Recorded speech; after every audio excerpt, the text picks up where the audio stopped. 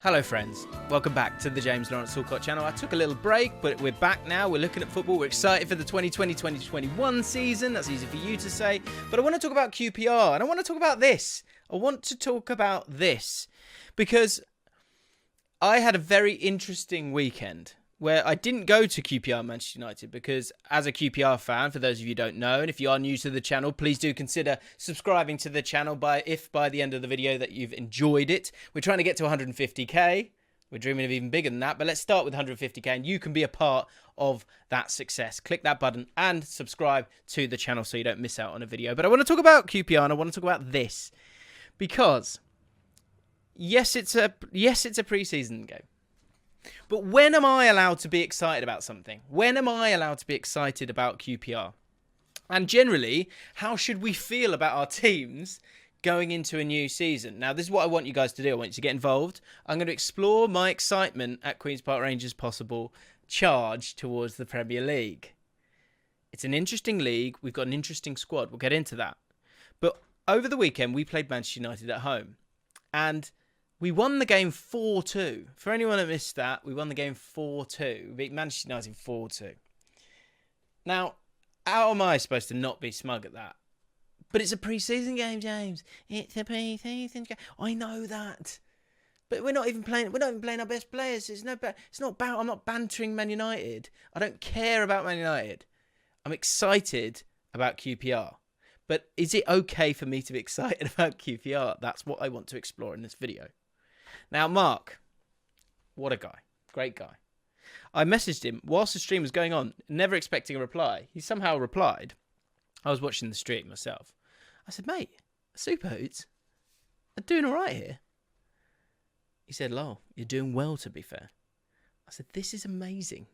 Your kids are so off the pace. So I accept that they are children. For all the triggered Man United fans who've kind of clicked on this video and have gone, don't you dare say a bad word about Man United. You got spanked by a team in the Championship. So just shh, take a second, okay?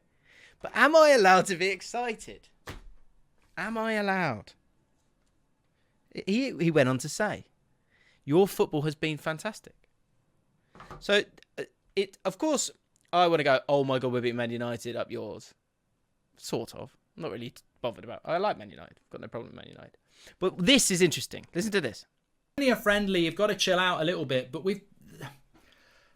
yes and no. Look, this is not... If this was the real league game, I think we'd be losing our shit. But my point, my real point here is we've been absolutely bantered by QPR. Correct. And I give respect to QPR. They've played better football. They've been more energetic. They've absolutely played us off the park. And they've made us look really... Oh, my life! It's 4-1! Oh, my God! This is a joke! This is a bloody joke! Oh, I love you, Mark. So, I mean, he accepted that we were the better team. We played well. Now, let's have some context. Calm it down, Jimbo. Now, let me know in the comments as well. Also, season previews on the way, so you'll be able to hear my thoughts on where I think QPR might finish. But am I allowed to be excited? That is the thing that I really want to drill down on. You know, if you're a fan of another Championship club or a Football League club and you understand my predicament. Because, you know, having a football team is like a marriage. And, you know, sometimes you go through a barren spell in a marriage. Not me. But other people seem to.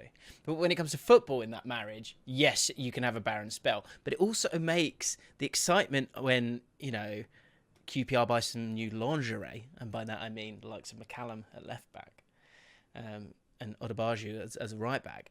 That kind of lingerie is exciting. So am I allowed to be excited? I think I can. Yeah, of course it's pre-season. Of course it's just pre-season. Of course. Understood. We get that.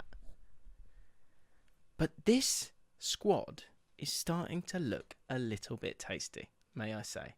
Is that okay? Am I allowed to say that? Can we talk about that? Can we just have a conversation as friends? Because this is probably our starting lineup. And so for those of you who don't know with QPR, for a long time we spent way too much money. And then recently we've started to invest in our academy. We've had loads of players come through. A lot of you guys will be aware of Abire Eze, who killed it for Crystal Palace. It's sadly injured at the moment, but he'll come back stronger than ever. We know he will. And that's been the new kind of idea around the team. So with that in mind, we've now slowly, from nowhere, built together a squad that is really exciting. Am I allowed to be excited? I think I am. Yes, it's a Man United team that is pretty poor, right? And the players that were on the pitch, it wasn't the first 11. But it was still an 11 that you would massively expect to go and win, the championship. Easy.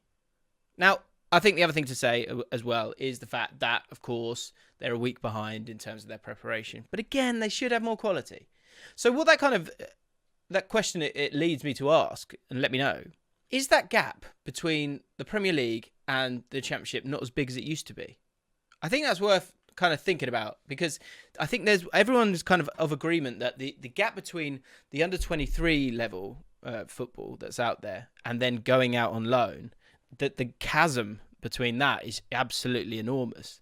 So I thought that was interesting in itself. The fact that we were able to we were on the front foot. We did play our best team. We were excited by having a new crowd. There's a lot of elements that came together. But at the same time, would we take the bulk of their play? Would we take Dan James? Yeah. Would we take all of those players that they had on the pitch? As they went and put, children on, we kind of did the same. So it's interesting. It's interesting. But, the Man United point is that, look, it's not often that you beat Man United, so I'm going to enjoy it and let's get on with the rest of our lives. But with QPR, am I allowed to be excited? I know I'm saying it a lot. But what happened last season was that we made some really, really important changes to the team. We made some loan signings. We were struggling for goals, and we needed to be that little bit more solid because we didn't have good fullbacks. So we brought in Geordie Device, Johansson, Field, and Austin. Now, this is the squad that we could be playing in a perfect world, right? We have re-signed all of them.